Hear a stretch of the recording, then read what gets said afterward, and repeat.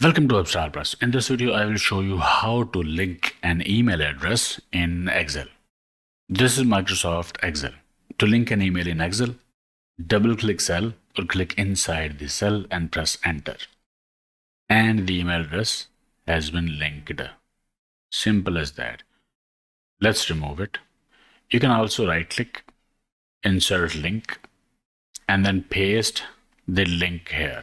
Mail to colon and then email address.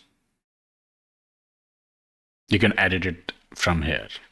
The program will strip mail to tag, but it recognizes the email address.